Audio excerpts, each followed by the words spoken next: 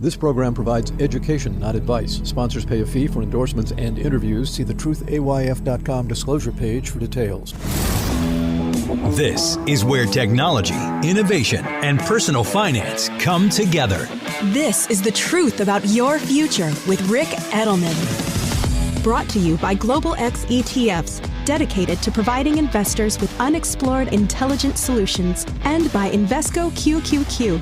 Anyone can become an agent of innovation with Invesco QQQ. Invesco Distributors, Inc. It's Friday, March 31st. Happy end of month. Happy end of quarter. And I got an email from Dr. Robert Ramirez. He's with the Keller Graduate School of Management, and he wrote the following. Mr. Edelman, I teach about business, entrepreneurship, and multiple streams of income in my courses. As a professor, I encourage my students to listen to podcasts to continue their education, and your podcast is at the top of my list. I also raised 6 millennials, and your podcast today really hit home. Thank you for succinctly laying out the issues that the millennials now face. Now, thank you so much for that, Dr. Ramirez. I really appreciate your endorsement and your spreading the word of my podcast. If you missed what he's referring to, the link is in the show notes. I did a podcast complaining about the fact that millennials are doing terrible with their personal finances. In fact, they actually now have more debt today than they did prior to the pandemic. And it wasn't the millennials I was blaming. It's their parents, meaning probably you, because I'm willing to bet you have a millennial in your household. If you missed that show, the link is in the show notes. Go listen to that now and then come back to this one. Okay, welcome back. So, can we blame millennials who don't want to work hard? Is it really their fault when they're raised this way, to expect everything to be handed to them, to never have to suffer the experience of failure, sacrifice, delayed gratification? We have millennials demanding that the government waive their student loan debt even. They're discovering that it's harder to pay off their debt than they thought it would be, and they now regret spending so much on an expensive college degree and choosing a career that pays so little. And so they say none of this is their fault. We shouldn't make them pay back the loan that they took out. We're seeing examples of this kind of attitude all over the world. Paris is burning right now because their version of Social Security is talking about raising their age of retirement from age 62 to age 64. Their retirement system is collapsing. Nobody cares in Paris. They just want to be able to retire at 62, even though their system can't afford that anymore, now that everybody's living into their 80s and 90s and hundreds.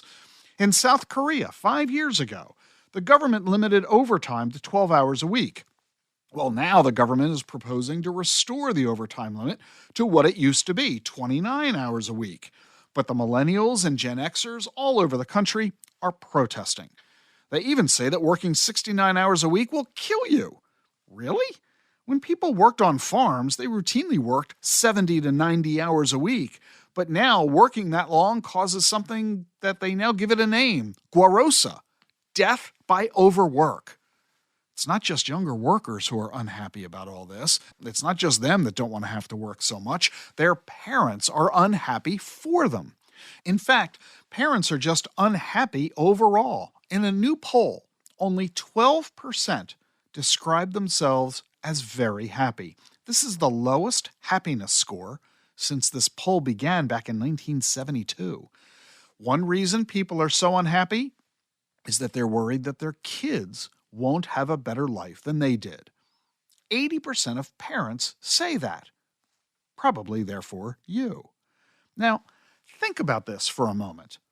First, let's assume that you're right, that your kids won't have a better life than you. I'm not sure I agree with that premise, but let's go with it anyway for the sake of this conversation. If you think that your kids won't have a better life than you did, what makes you think that that's a problem?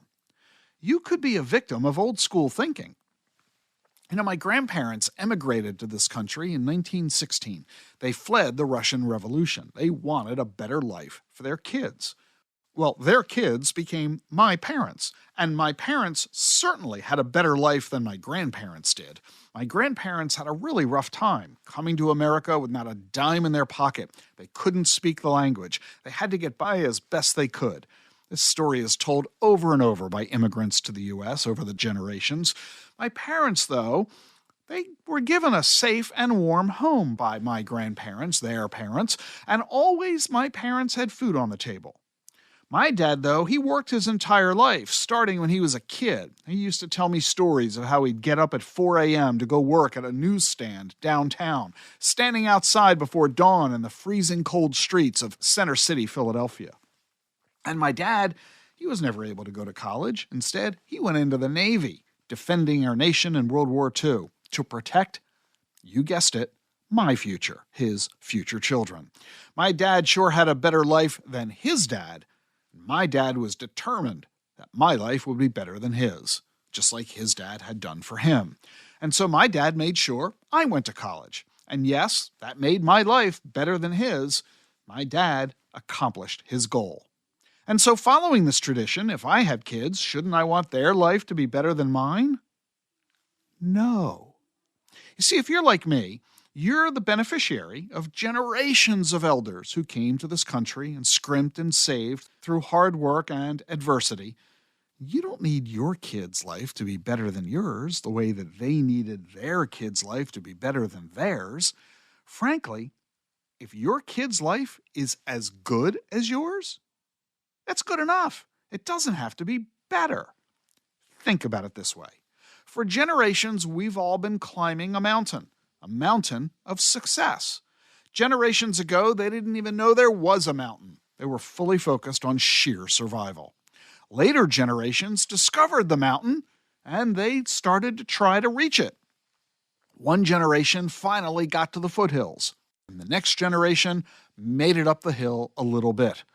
Every generation after that was able to climb that mountain a little bit higher than the previous generation. Every new generation accomplishing more and more, building on the foundations that their elders had built for them. And then it was our turn when we came along, us boomers and millennials. And guess what? A lot of us have now made it to the top of that mountain. Oh, sure, it's not nirvana. The view's not nearly as good as we'd hoped. The weather often stinks up there.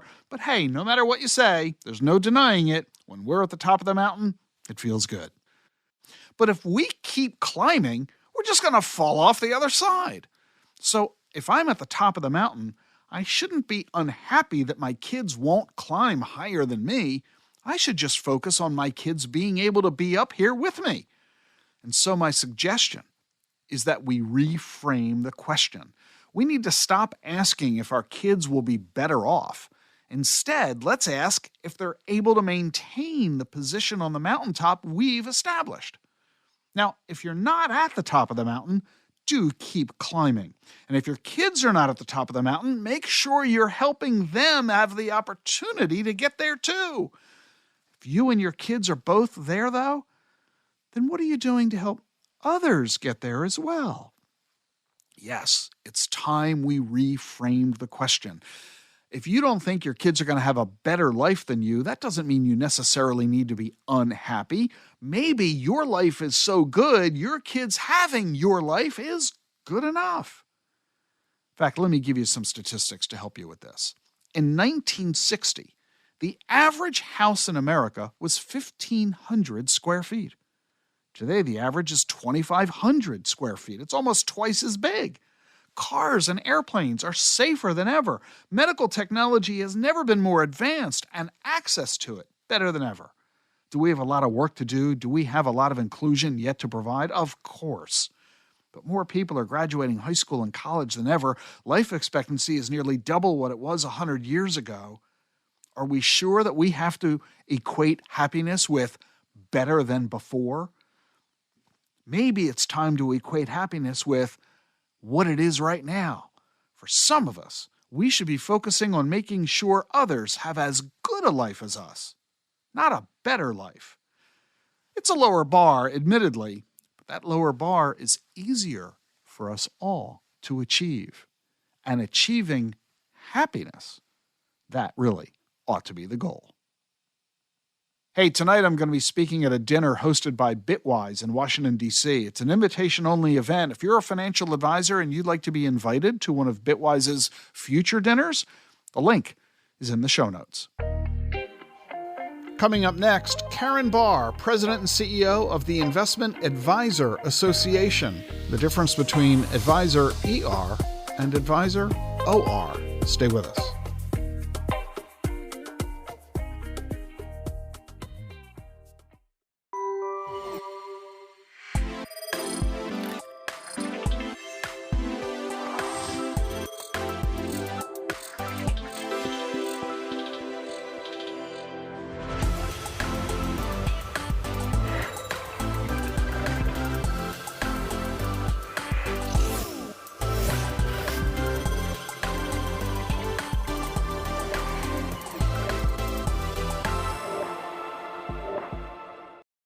Support for Rick Edelman's podcast comes from Invesco QQQ.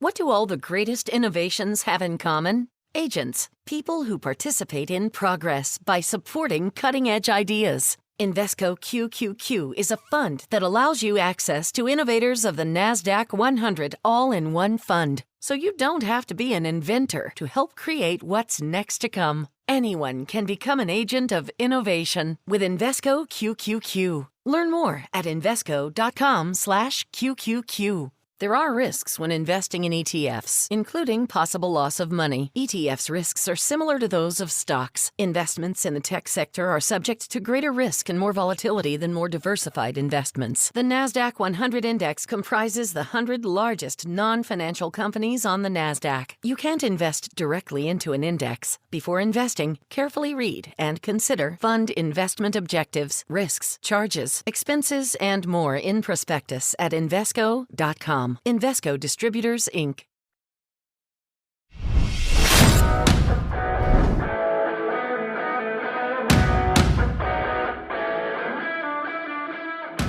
You know, it's really interesting. And by the way, thanks for hanging around here on this week's edition of The Truth About Your Future. And yes, that's my phone making noises. I got a new Apple Watch and I haven't been able to figure out how to turn off the audio. So anyway, I'm really happy you're with us for this segment because there's an element to the world of personal finance that I think most investors don't really pay a lot of attention to. It's the business of advice.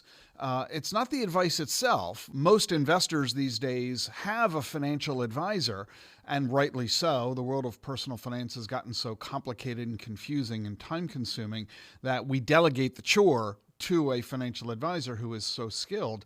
But what we often don't realize is that the world of financial advice is itself now an entire industry.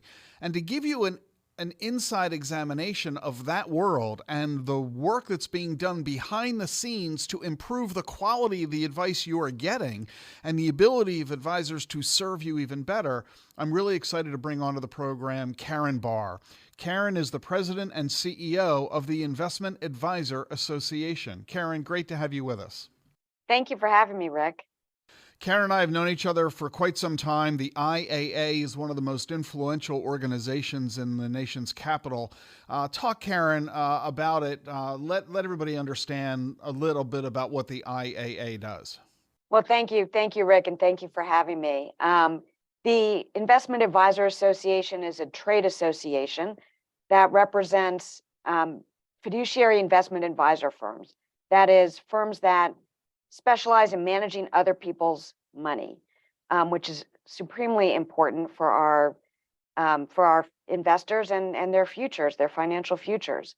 Our members range from the global asset managers that many of you have heard of to the small and medium business-sized businesses that make up the core of our industry.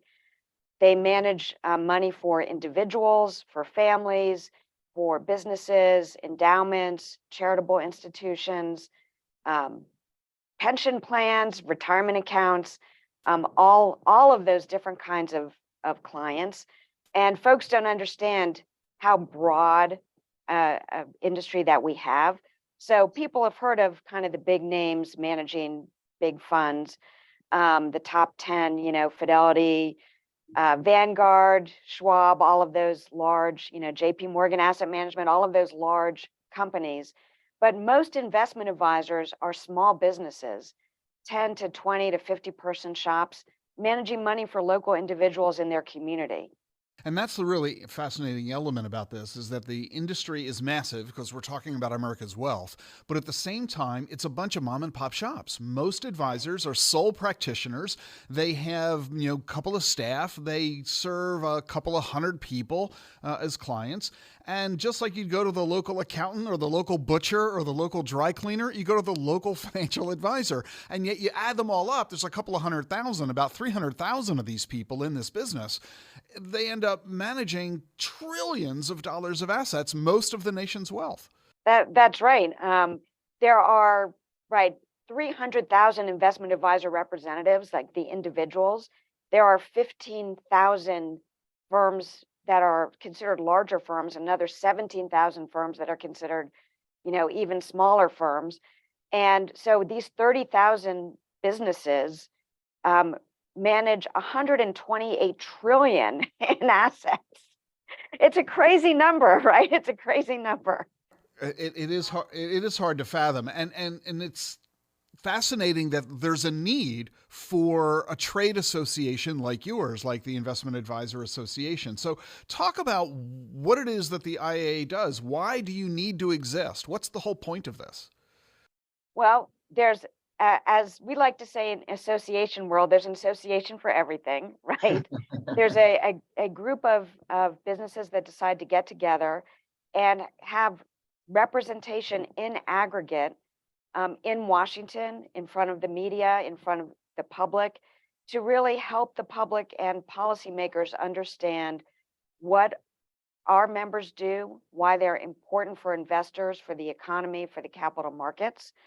It's important to join together for our voices to be heard, and not in a fragmented way, right? So investment advisors are together advocating for our industry and our clients on Capitol Hill, at the Department of Labor, at the SEC, other regulators. Just like there's, the Dairy Association with their Got Milk commercials, right? There's an association for everything.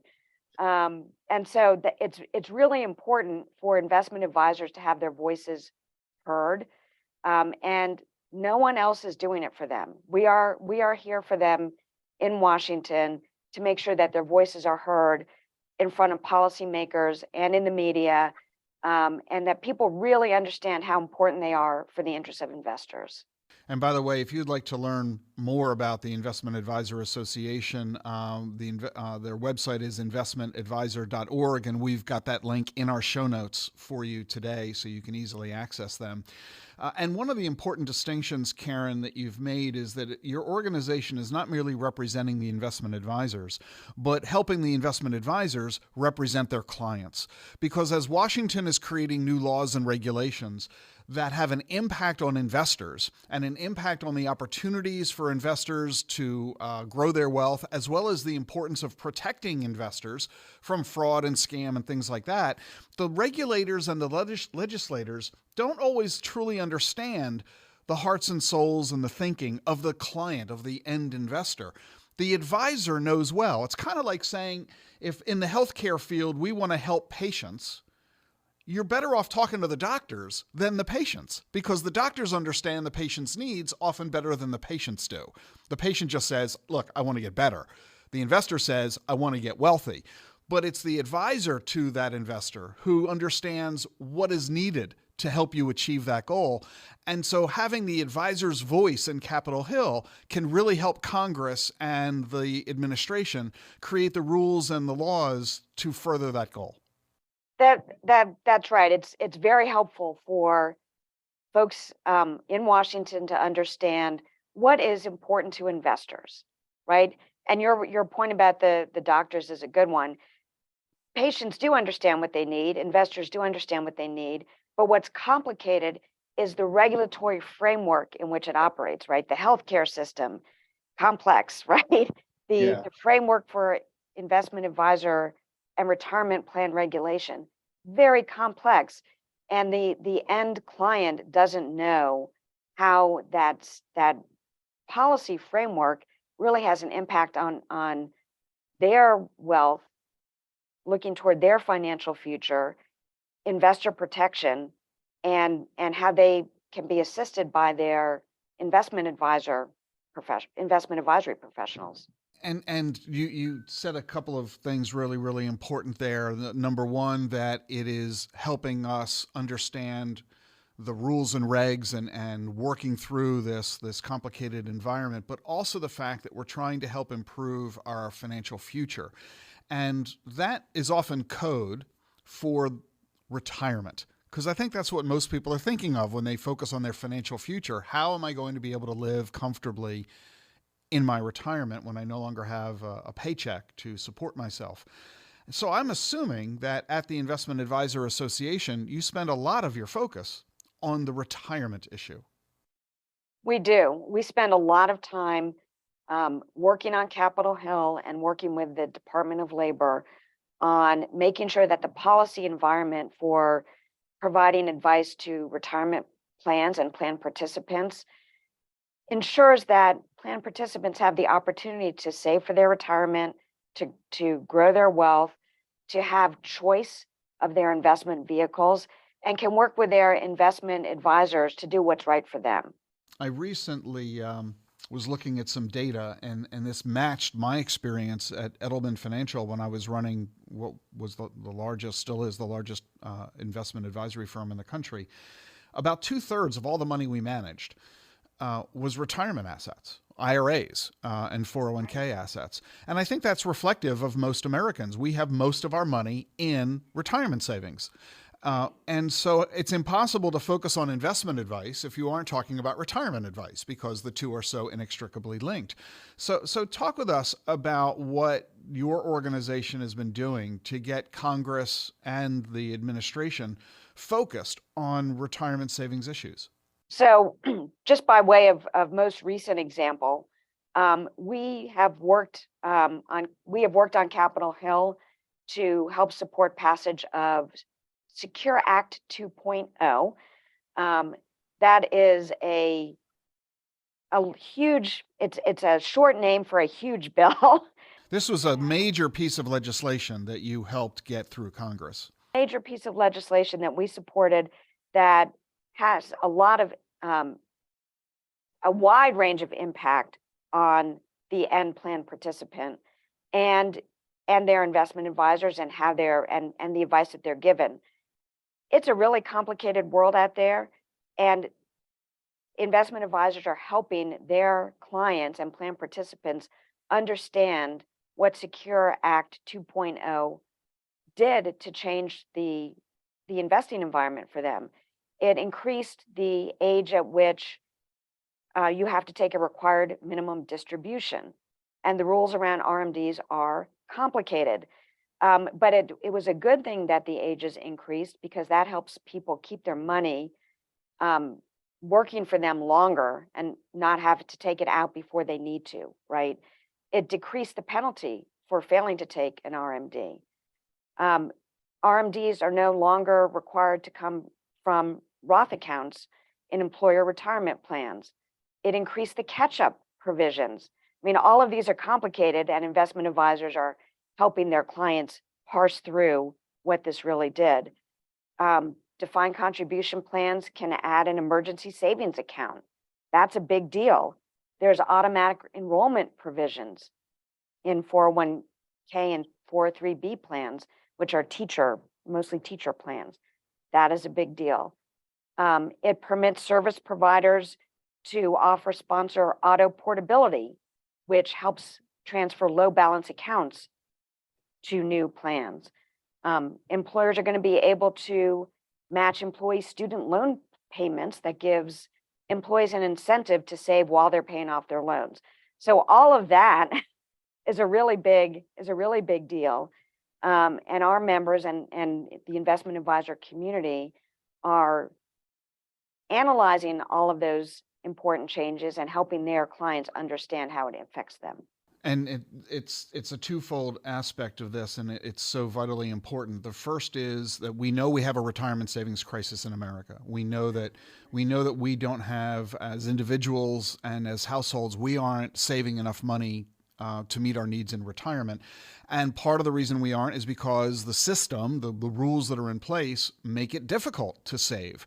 They penalize you for saving, or they create obstacles and interferences in your efforts to save. Secure 2.0 is reducing and removing many of those barriers, as you pointed out, that makes it easier to save, makes it cheaper to save, that creates greater flexibility in saving. And so the first thing we had to do was to get Congress to recognize the importance of making the rules better and easier for everybody to deal with. And second, the other half of your work at the Investment Advisor Association is to make sure that the advisors are aware of all of these new changes so that they can alter the strategies and the advice they give their clients so that their clients in the end are taking advantage of all of the new provisions of the law. Absolutely. What we do is what I like to call the life cycle of policymaking. We work with policymakers in advance.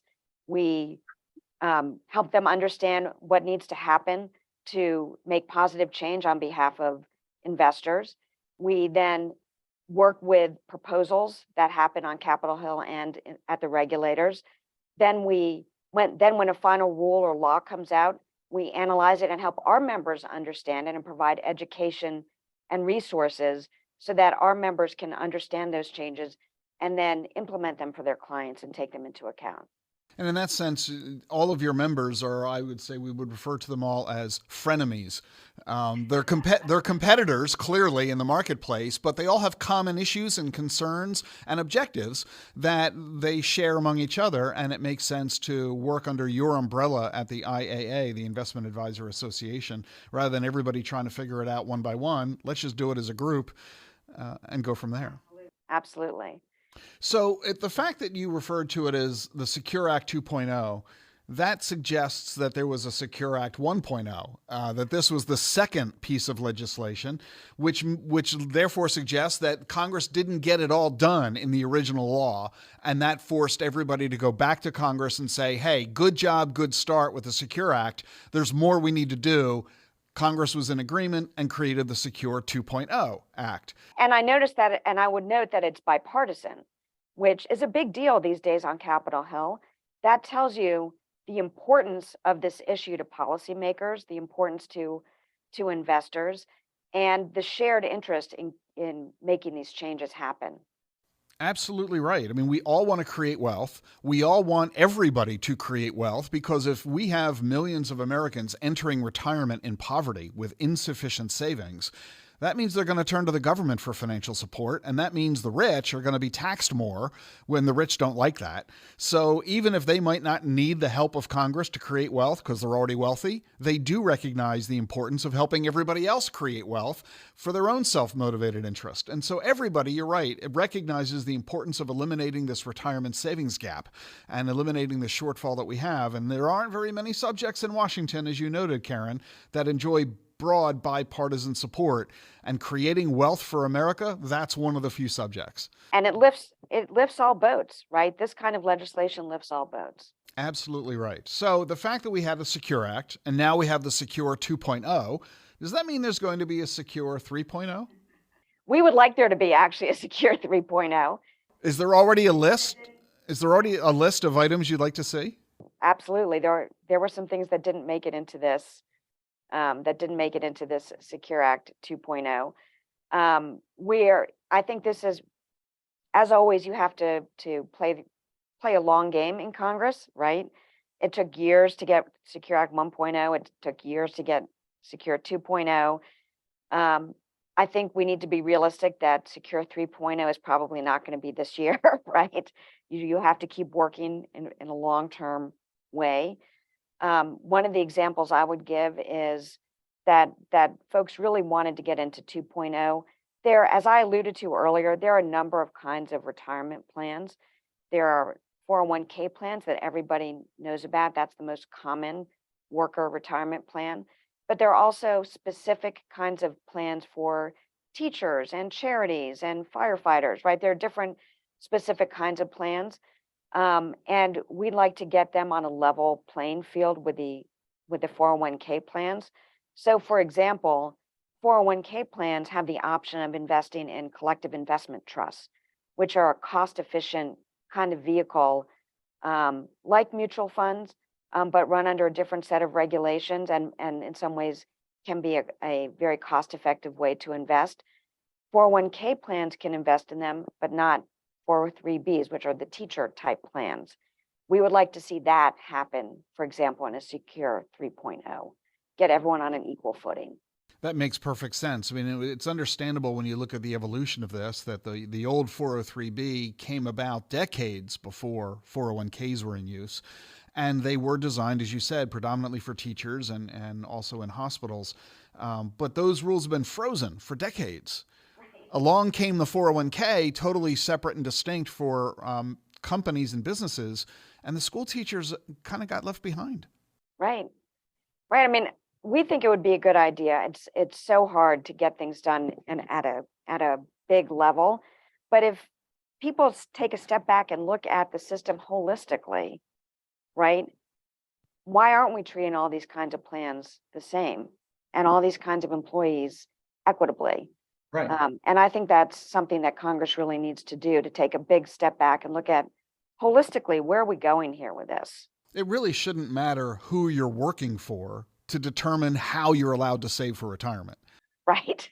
And that's kind of the system we ended up with, because there was never a grand plan in mind from the beginning. And we have this hodgepodge of rules, and it's kind of complicated and it's messy, and it frankly doesn't make a lot of sense.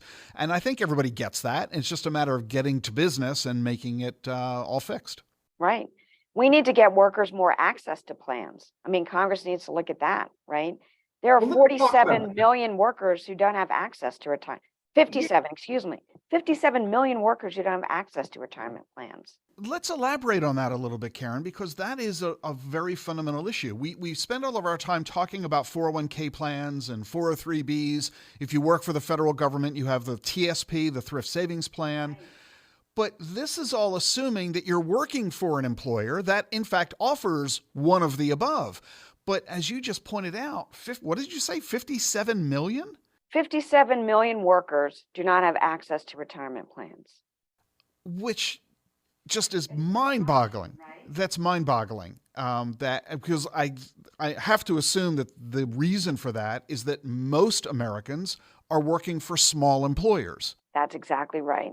And that small business run by, a mom and pop shop doesn't have the financial wherewithal. They don't have the sophistication. They frankly just don't have the time, because they're busy running their business, to go about providing a retirement plan. They don't know how to do it. They don't have the advisors to help them do it. They're afraid of the cost of doing it.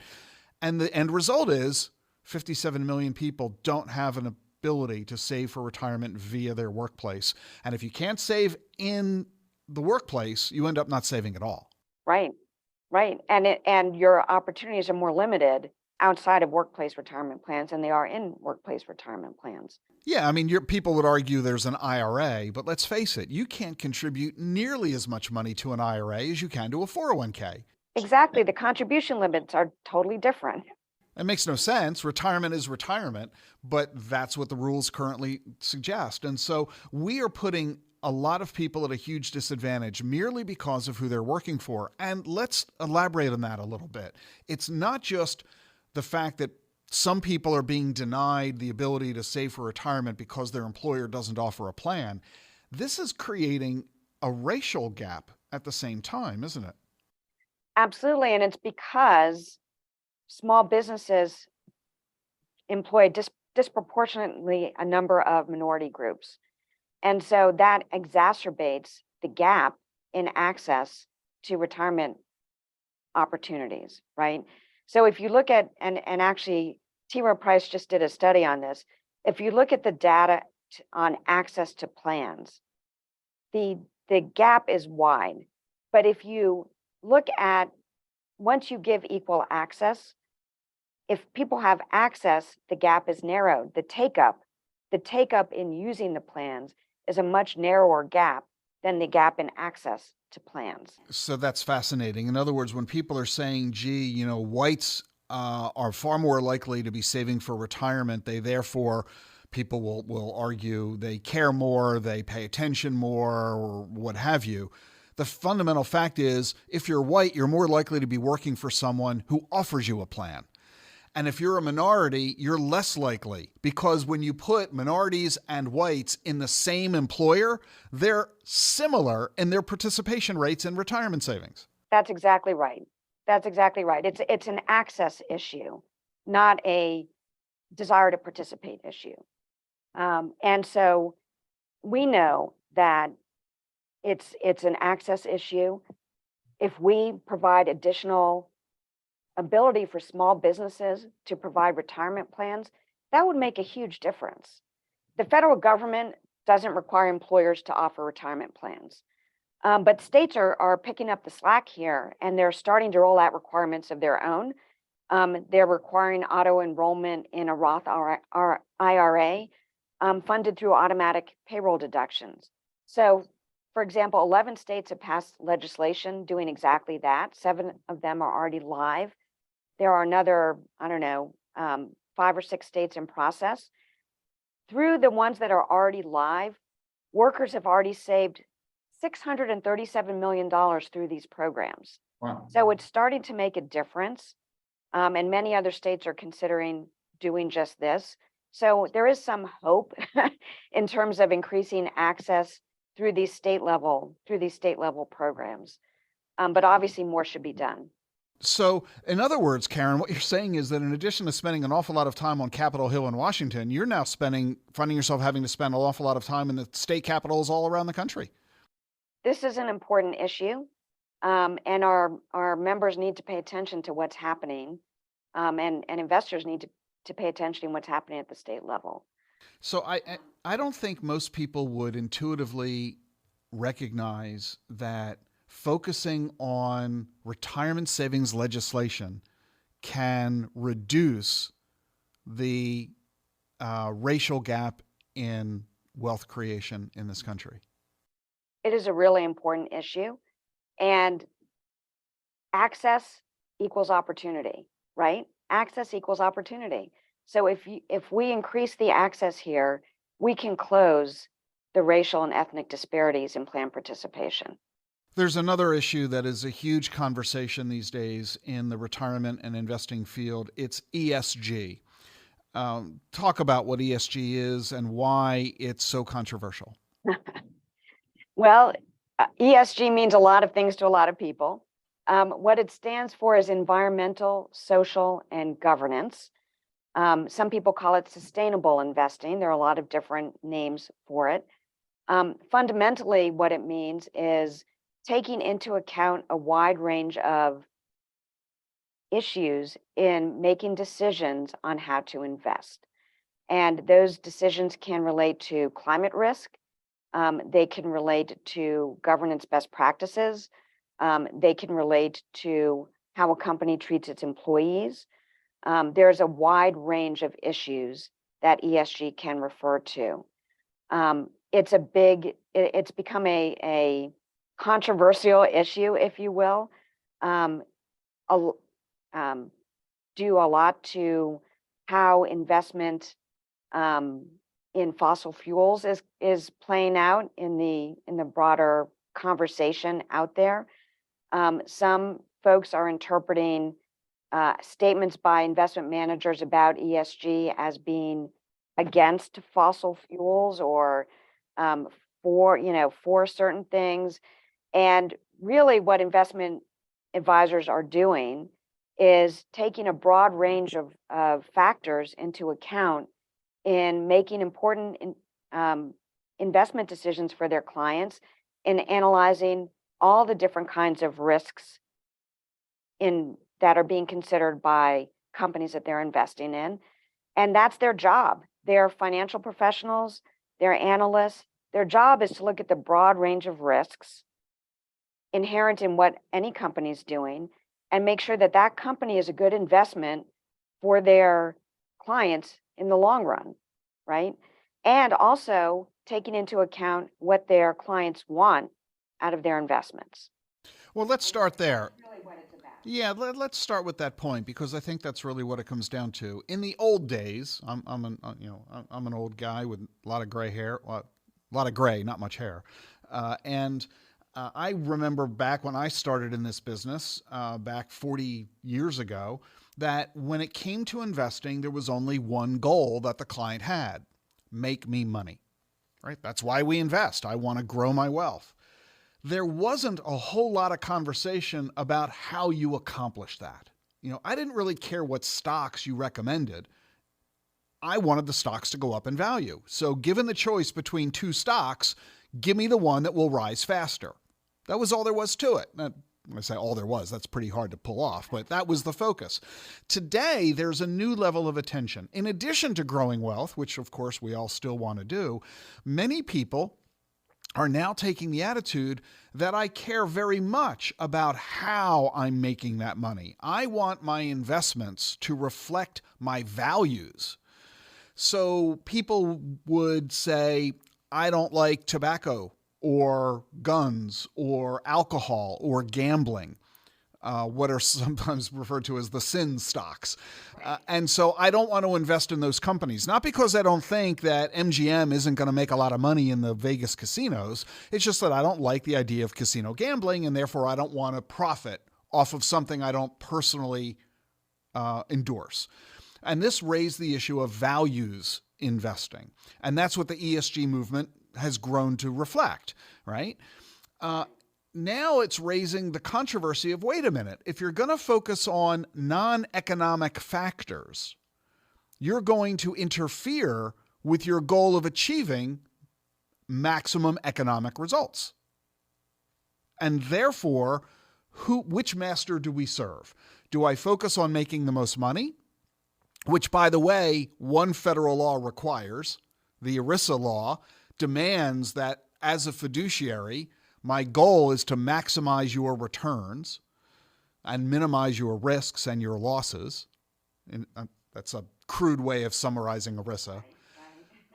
But if I'm now going to focus on the environment or governance, such as fairness to workers and customers, or if I'm going to focus on social issues such as inclusion, all of a sudden I'm not paying as much attention about the company's profits. In fact, some of those policies may interfere with profits. Your example of fossil fuels is a really good one.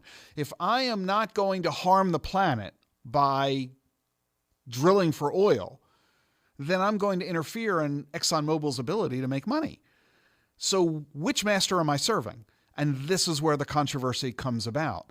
And many states have gotten very vocal about this. They have fired some fund companies because they have been vocal in their climate change concerns. And to your point, the fund companies are saying, wait a minute, we're trying to do best for our investors, and being best might mean saving the planet's climate. Right. I mean, investment advisors' interests are aligned with their clients, right? Let's just start with that, right? Sure. They have a fiduciary duty to act in the best interest of their clients, and the way they get paid is actually aligning their interests with their clients. So if clients' assets go up, the way investment advisors get paid is that investment advisors' fees go up. So it's an asset-based fee. So if the client does well, the investment advisor does well. There's every incentive for an investment advisor to try to maximize the client's the client returns, right? What the conversation about here is how best to go about doing that in the long term, right? And when you're looking at the long term, you're saying, okay, what companies, when I'm looking at a company, I'm looking at, are they vulnerable to climate change factors, right? Are they vulnerable to flooding? Are they vulnerable to, are they vulnerable to changes in practices regarding clean energy? Are we in a situation where these governance practices are going to lead to disaster at this company, right? Those are all factors that investment advisors look at in deciding whether this company is going to be profitable over the long term.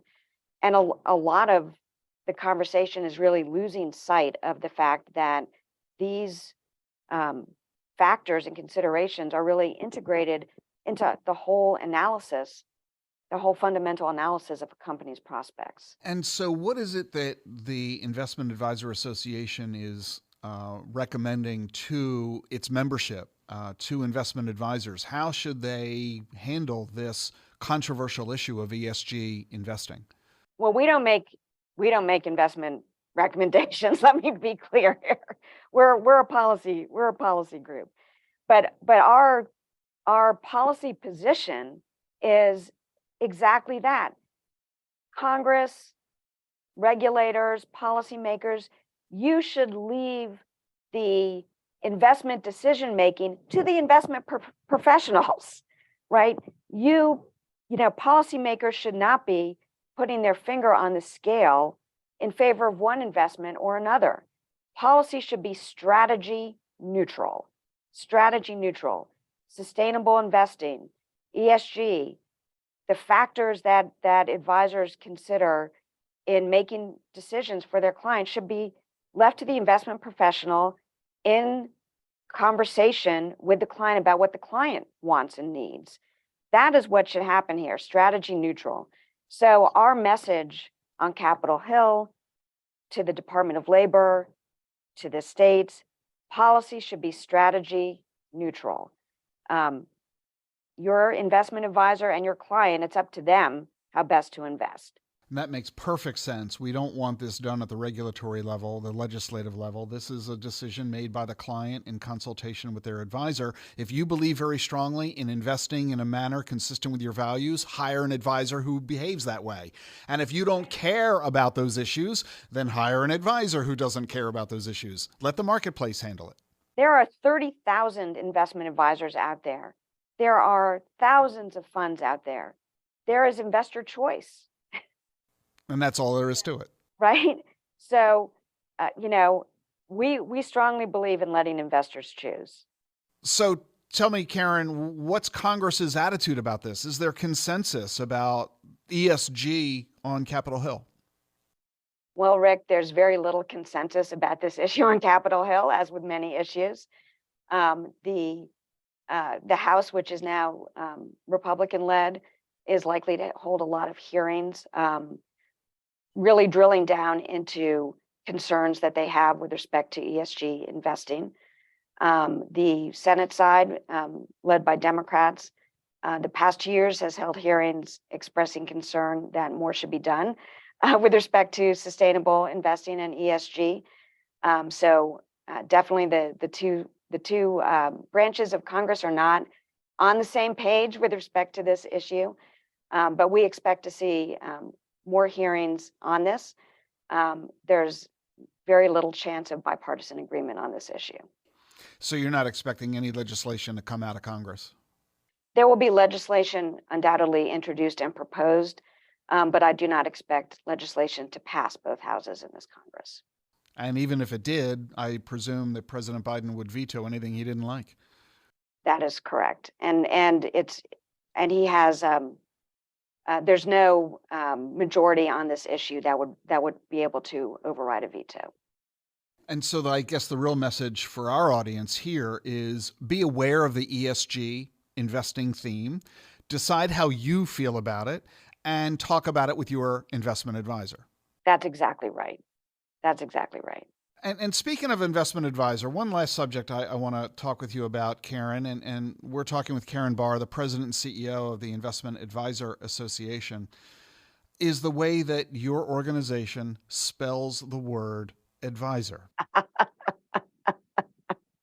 I mean, we're managing, what did you say, $28 trillion. $128 trillion, and we can't even agree on how to spell the word. The Investment Advisor Association spells the word advisor ER. The SEC, the SEC's rules use ER. Many of the laws use the spelling of ER with advisor. But if you were to ask the average, ordinary, everyday American, they are going to spell it OR. Is there a difference? Yes, actually. Oh, no. There's a historical difference, I would say. Historically, the Investment Advisors Act, right, has been spelled ER. Investment advisors who are fiduciaries have spelled it ER for 85 years. Fiduciaries mean, being a fiduciary means that you're acting in a position of trust and confidence with your client throughout the entire relationship. And this is a concept that has been around for eons, right? Investment advisors historically have spelled it with an E. Over the years, there have been other types of financial professionals who have started to offer investment advice, and they've started to spell it with an O and call themselves financial advisors, or FAs, sometimes they call them. Historically, things are changing, but historically, those were broker-dealers, people who buy and sell and hold securities on a transaction-by-transaction basis for a commission, historically. And so historically, those who spelled it with an O were coming from the broker-dealer world. They were not fiduciaries. Those who spelled it with an E were coming from the investment advisor world, who are fiduciaries. Those worlds are getting a little blurry, and there's a lot of investor confusion out there. I would say that confusion is a bit exacerbated by regulation that is now requiring investment advisors and brokers to describe themselves in very similar ways. But it is important for investors to ask their financial professional, are you an investment advisor? Are you fiduciary? Or are you a registered representative or broker-dealer? Or do you wear both hats? And tell me when you're wearing each hat. So those are very important questions that investors should ask. And so let's not judge books by their covers. Don't pay a whole lot of attention to the ER versus OR, because it's, lots are using both. But instead focus on the key word that Karen has mentioned, which is fiduciary. That's the key question. Are you acting as a fiduciary, and are you acting as a fiduciary 100% of the time? That's exactly right, because fiduciaries are obligated to act in your best interest, in a client's best interest throughout the entire relationship, and not episodically, transaction by transaction. So pretty fundamental. So when you see advisor ER versus advisor OR, you realize more questions. That's Karen Barr. She's the president and CEO of the Investment Advisor Association, and you can reach them at investmentadvisor.org, and the link is in our show notes so that you don't have to worry about properly or mistakenly misspelling advisor. Karen, thank you so much for joining us on the show today. Thank you, Rick. It's a pleasure to be here. Did you know Schwab offers a satisfaction guarantee? If for any reason you're not completely satisfied, Schwab will refund your fee or commission and work with you to make things right. You won't find that kind of promise everywhere, but you will find it at Schwab. It's just another way that they put clients' interest at the heart of everything they do. Learn what's included and how it works at schwab.com/satisfaction. That's schwab.com/satisfaction. Welcome back to The Truth About Your Future. Every week, my wife Jean has her own podcast, Self-Care with Jean Edelman, and we're going to play that for you right here, right now. But you know what? In today's show notes is the link to Jean's podcast. You can catch it Thursdays, a full day earlier than you're listening to it right here. Here's Jean. Hi, I'm Jean Edelman. For decades, I've been a student of the healing arts: Reiki, traditional Chinese medicine, homeopathy, acupuncture, plant-based, and macrobiotic cooking. Join me on this journey and hear my word of belief. Great to be with you this week. This week I want to talk about less is more. I feel like there is a great myth in life that connects our worth, our personal, internal worth, to our productivity. We, in our busy life, tend to ignore our hunger, how tired we are. We work through sickness. We push our bladders to the brink because there's always something more to do. There's always something that needs to get done. Cherishing ourselves and having consistent self-care is vital to our routine. It will help to have healthy boundaries, learn to say no, and embracing we are good enough. Better, faster, stronger is not always the best way. And remember that our mind and our body needs to rest, relax, and time to restore and to process our life. It is at the slower, quieter moments that we produce our insights and our ideas. It's during our mindless tasks that we can be our most productive. The quiet and the rest helps us tap into our unconscious mind, which is where our creativity is. And so our action item for the week is think about situations where we have pushed our way through. What were the results? Versus a time when we allowed and flowed more with the situation. So my word of the week is less. The L is to learn. We're here to learn about ourselves. We will be given obstacles to work through in our life, because this is lifelong learning. And when we finally understand that the less is more, that we are enough, we have all we need, it will be a great, great moment. The E is for effective, producing a result. We do not have to push through everything to create a result. We can take the time it takes to get great results. And the S is to share our light and our laughter. We cannot have these moments when we're focused on busy, busy, busy life.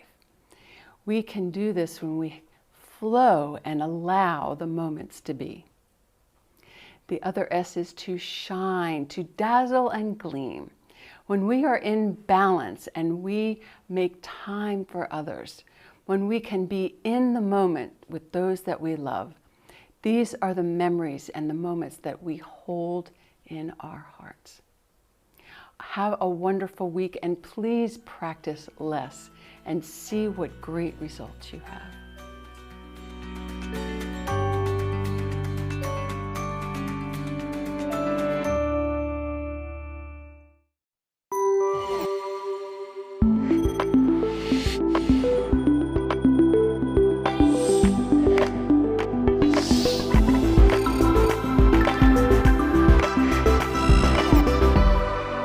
And if you just enjoyed Jean's segment, be sure to subscribe to her weekly podcast, Self-Care with Jean Edelman. That episode you just heard actually debuted yesterday. Her episodes always debut every Thursday. You can listen to them the same place you find me, but get it a day earlier than today's Friday. You can listen to Jean on Apple, Google, Spotify, YouTube, and of course, The Truth About Your Future at thetruthayf.com. All the links are in today's show notes. Have a great weekend. I'll see you Monday.